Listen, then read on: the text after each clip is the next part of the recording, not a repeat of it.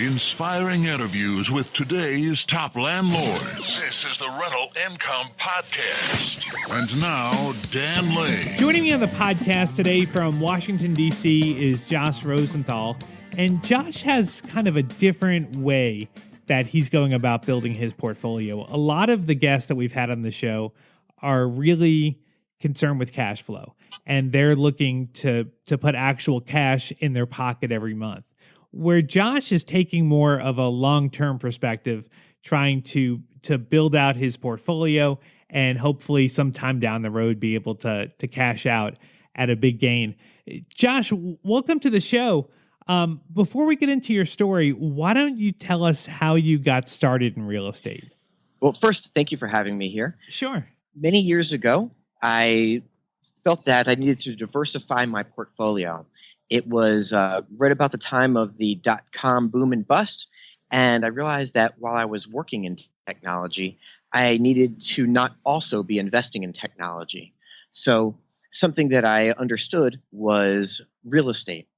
I had grown up in a house that my parents had bought for just a couple $100 and had repaired the inside, and we increased the livable space. So every time we refinished a room, that was a room we could live in. So I kind of grew up around the idea of a rehab.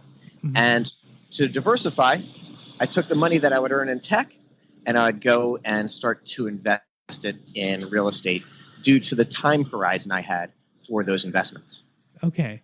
Now, so tell me about exactly what you're doing. So in the area where your rentals are, Washington, D.C., it's a very expensive market. A lot of our guests use the 1% rule or the 2% rule, so that they want to buy a property for $100,000 and rent it for $1,000 a month. But those numbers just don't work in Washington, D.C. When you're looking at a $500,000 house, it's not going to rent for $5,000 a month. So do you invest for appreciation because really there's no other option? Or I guess I'm just trying to understand exactly why you're not investing for cash flow and for appreciation. In fact, you said the exact situation. You're not going to go and get the cash flow that you're looking for inside of this market when you're purchasing now. You need to have the ability to wait and even sometimes lose money every month until the neighborhood you're in appreciates, until the property itself appreciates, and to be able to go and weather those early years. Now, do you look at that as risky, that if maybe you got into a tight situation and, maybe a property is losing money every month and, maybe you don't have the money to put into that property. Do you look at that as risky, that the properties aren't necessarily always standing on their own? Absolutely, it's risky. And you need to, as we say, keep the gunpowder dry. So when you go and make that investment, you need to make sure that you have cash on hand, because doing this style of investment has the same inherent renter risks as doing the cash flow strategy. That is, I've had tenants that have tried to skip out on rent. Mm-hmm. They have abandoned the property. They've destroyed the property. And just like anyone that's investing for cash flow, you need to go and decide whether you pursue them or not. Right. You also need to go and make sure that you have enough money for any repairs in how they left the property. So these are risks that we have in this style, and you realize that you don't have a rental income to go and handle them. Right. Yeah, I'm really torn with your strategy because, if you go back to the founding of our country, the property values in your market in Washington, D.C. have done nothing but go up, over like 300 years. Like its prices are just going up. Like, if you were to go back, say 30 years, like a property that maybe 30 years ago was worth $100,000 is probably now worth $600,000 or $700,000. So there is a lot of potential for appreciation in your market, but do you necessarily think that prices can continue to go up as much as they have? Well, this is an interesting thing. And of course, we all sit around and say, if I had a crystal ball, I would know exactly where to invest. So you're going to take a risk no matter what. After all, if you're investing for cash flow, you have risks there as well in making sure that continues to cash flow. So you have just different pressures. Right. In this case, I do believe that Washington, D.C. is going to continue to rise. I think it ultimately is undervalued. And that, for me, is why, with my local knowledge, I can go and pick places that I feel will have that ability to appreciate. So there are some really nice neighborhoods in D.C. that I absolutely don't invest in. Mm-hmm. Okay. There are others that I think are fine. So, like, why is that? Like, why would you not invest in some of the neighborhoods? Because they've appreciated well, and they're stable, and they're not getting excessively more expensive. And what I mean by that is the rate of the increase in the value of the house there does not keep up with a transitioning neighborhood where there's still time and there's still people coming in interested in going and getting involved and living in those neighborhoods. Okay. Now, tell me this. So, we've kind of survived the worst recession that we're probably ever going to see in our lives back in 2009. Yeah, you hope, right? Like, if something like that were to happen again, do you think you would be able to get through it? Well, I play my investments a bit conservatively. I keep a good amount of cash on hand at all times. Pretty much, I try to keep 2 months of rent per property in cash. Okay. Just for these situations. You never know when there's going to be a water heater that blows, causing a lot of damage. Let me give you a real situation. Coldest day of the winter last year, I have a tenant that says the heater's not working. Well, it turned out that they had continually not replaced a filter that they said that they had. And when the heater tried to go and bring air in, the filter was too clogged.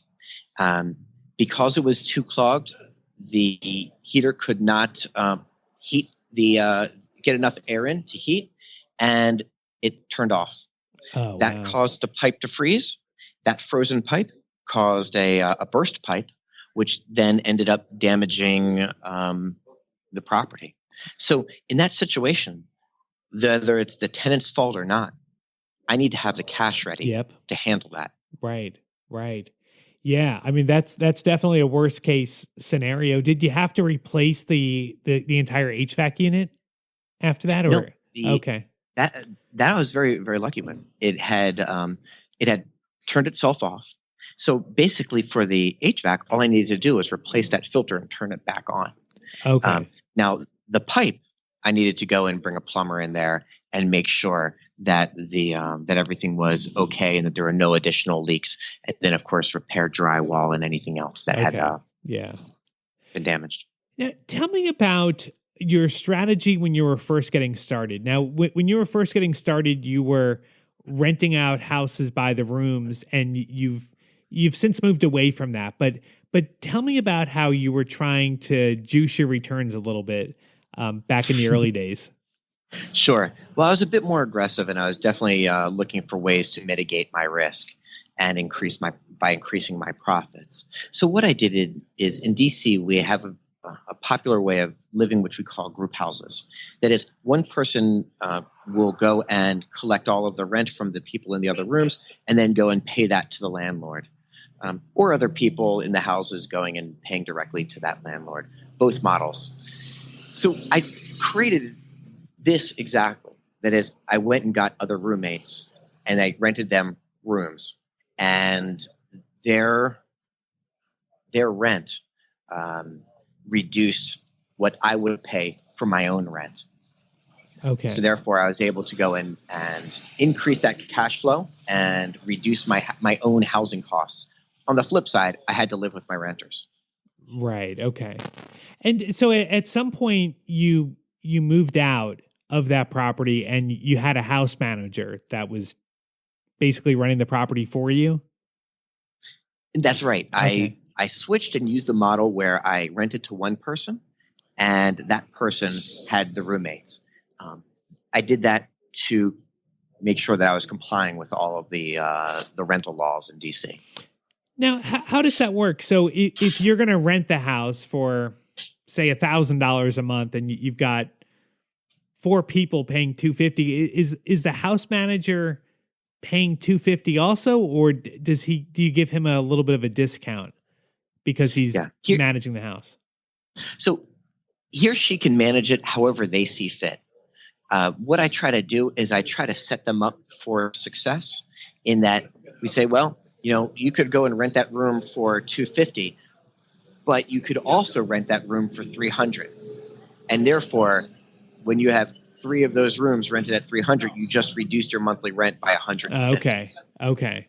And that's how they would do it. And then every year, as the house appreciates and the ability to rent increases, I have the option of going and increasing that rent that person pays. For me, I generally don't. When the person is in and the person is stable, I try to set them up to have and leave a little bit of meat on the bone for them. So they're able to now charge, instead of $300, $325 or $350 for each of the rooms. And therefore, they're getting that benefit. And the more benefit they get, the better they maintain the property. Right. Now, what happens if a room is vacant? Are they responsible for still paying you the $1,000 a month? Or if room 2 is vacant, do you say, okay, well, we'll take $300 off this month?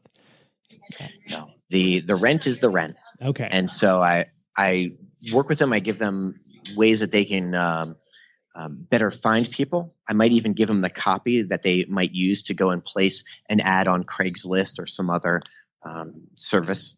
And so I give them resources. I give them, as I said, ad copy and whatever else I can do to set them up for success. Okay. By me setting them up for success, I'm making sure that I'm successful as well. Okay. So somebody moves out, they're going to just have to maybe take less of a discount that month because they're having to eat that cost for that vacant room.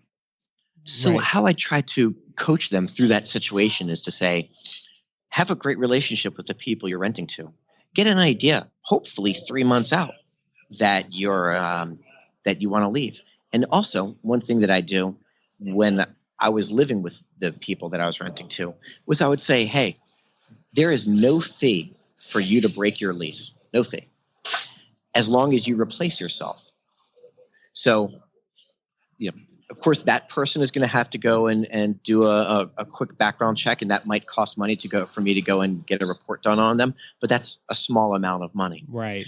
So in that situation, I might have, let's call it an administrative headache, though a small administrative headache. But that person leaving loves the flexibility, and in return goes and does a good job at replacing themselves. Right. And everyone wins. The person in the house gets a continued rental income, and of course, I get the stability. And it's a win-win for everybody. That really sounds good. And so renting the houses out by room, you were able to get a lot more than if you just rented the house out to a family, right? That's right. So when I was younger, I was also even more aggressive in what I did, is that I would go and rent out the house itself, but not the yard, for example. And in the yard, depending on the property, they would have I'd have the ability to go and rent the parking spots to somebody else or one of the people in the houses. In one property in particular, it had a great place for a garden. And in DC, there's a dearth of gardens. So people said, hey, I'll go and rent that from you, especially I can keep my tools on site. The housemates were happy that the backyard was well maintained by the gardener. And the gardener was happy to have a place to garden. And for me, I was happy to have the extra income. Right. That's great. Now, so as you got older, you moved away from this model. So now you rent the houses out to one tenant and you don't do the group housing anymore? So uh, I still rent. It depends on the situation. I will sometimes get involved in group homes, but again, it will be just like you're saying, where I'm going to go and rent to one person, and I'm going to have a good amount of stability with them. But overall, what you're saying is right. I've generally moved away from that situation. Yeah. Was it just because there was too much hassle or too much management, too many people coming and going, and it's easier if there's, say, a family in there? Actually, it's something that you wouldn't expect. Basically, I got a corporate tenant that has been renting more and more of my houses, and they manage the people coming and going. Oh, So wow. I get a stable rent that's guaranteed by an organization, and they bring the people in and out. And well, I just do what I do, which is being an owner operator and managing. Wow, that a property. corporate tenant. So how did you find a corporate tenant for your properties or property? Hey, this is Washington, D.C. There's a lot of corporations that have a lot of people coming in and out. And in this situation, it was actually by chance. They needed to house people. They came across one of my ads. I did a deal with them for one property, and then they came back to me a few months later and said, "We need more housing. Do you have anything more?" And sure enough, I did. That's great. Well, that is awesome. Wow. Okay. Well, Josh, I mean, this is really interesting to see how you've been able to make things work without using the traditional models that everyone is using. But I think it's great. I think what you're doing is great. And I think it would be interesting to maybe see at some point who wins, like in 20 years. Like, have you made more on appreciation, or do the cash flow investors make more? That would be interesting to see. So, Josh, why don't you tell us what you're doing online? I understand that you have a business that you run that a lot of our listeners may be interested in. Yeah, this would in fact be good for anyone that's managing properties, whether they're looking for cash flow or they're land banking in the way that I do. And that's the website is called movein.space. And what I realized with my tenants is that there was no standard way to do a move in and a move out inspection, as important as those items are. So I created something that was very simple to use, no app or anything to install or configure. You just simply take your cell phone, go to movein.space, sign in, and you're ready to begin doing your walkthrough inspection, whether it's move in or move out. The tenant and landlord can do their own inspections, and they can share it with everyone else. That is the landlord and the housemate, or if they have housemates, they can go and share it with them. Unlike paper, there's nothing to misplace, and there's no illegible writing. And unlike pictures, you have context for everything. That is just in addition to a picture, you can add tags and you can add text. And all of that information is kept online for 13 months to allow them to do a move out inspection and allow you to compare the two. So this works out for all parties. It's date stamped and time stamped. So therefore, if you ever get into a discussion of when these pictures were taken, you can say, well, the document kept online that everybody has equal access to is clearly marked as when it was done and the email address and names of the people that received it. I think that's a great idea. And what does it cost? It's absolutely free. Awesome. So the idea is just a free tool anyone can use. And that's why I created it, because I realized that I was having my own problems managing the paper, as well as even having tenants that said to me, well, those pictures you took, I don't know when they were done. They could have been done years before I moved in, even though I may have, in one situation, was with them when the pictures were taken. Right. Josh, I think this is a good idea. I encourage everyone to check it out. So it's movein.space, not .com, .space. And that's right. Definitely check it out. And I'll go ahead and put a link to it in our show notes page. You can find it at rentalincomepodcast.com/episode 89. Josh, thank you so much for coming on the show. I appreciate it. And thank you for listening. My name is Dan Lane, and this has been the Rental Income Podcast.